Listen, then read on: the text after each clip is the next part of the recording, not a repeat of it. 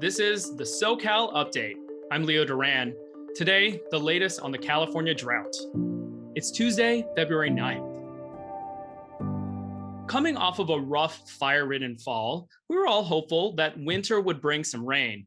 But besides a couple of storms, it has been pretty dry. So dry that we're now bringing on science reporter Jacob Margolis to talk to us about the potential of a drought.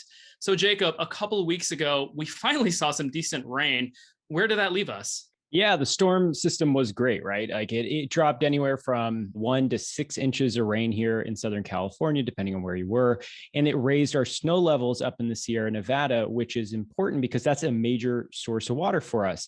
But it's still considered a dry year. According to the US Drought Monitor, we're still seeing severe and extreme drought conditions across large parts of the state. And that's because while we got rain, we're still only at about 50% of where we should be at in Southern California, give or take 10% or so. And up in the Sierra Nevada, our total snowpack is only at 66% of normal for this time of year. In terms of water supply, though, our reservoirs are around or just below normal. So we got some water left. So Jacob, going forward, how are things looking up there in the sky?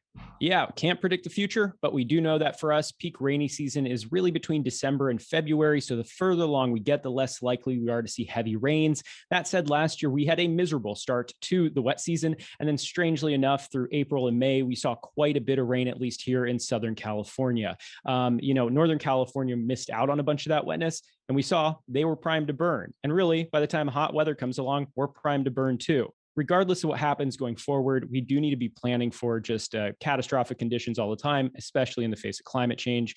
And, we'll be here to tell you about when the worst of it's coming along.